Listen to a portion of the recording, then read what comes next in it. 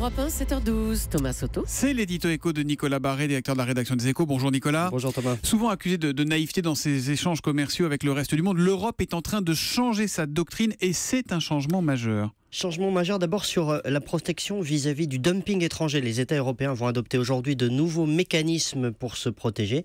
Mécanismes proposés il y a plusieurs mois par la Commission et qui vont permettre de répondre à ce procès qui est fait en permanence sur l'Europe naïve, victime consentante du libre-échange. Alors le sujet central, Nicolas, c'est la protection contre le dumping chinois. Exactement, l'Europe, vous le savez, est censée accorder à la Chine le statut d'économie de marché, statut controversé parce qu'il nous prive de certaines armes anti-dumping. Alors comment faire pour conserver malgré tout des armes efficaces? Bruxelles a trouvé la solution. Les règles anti-dumping vont être revues secteur par secteur et à chaque fois qu'on découvrira des distorsions de concurrence, eh bien, on appliquera des droits de douane.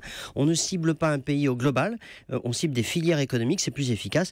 Et les eurosceptiques qui brillent rarement par leur sens de la nuance ne pourront plus dire que Bruxelles reste les bras croisés face aux tricheurs de la mondialisation. Alors ça c'est intéressant parce que sur la mondialisation aussi, Bruxelles change de ton. Évolution très importante, oui, la nouvelle doctrine qui figure dans un document qui a été présenté hier par la Commission pointe les distorsions créées par la mondialisation et fixe noir sur blanc ce qui doit être désormais l'objectif absolu des pays européens, des échanges commerciaux équitables avec les grands blocs, les États-Unis, la Chine, l'Inde.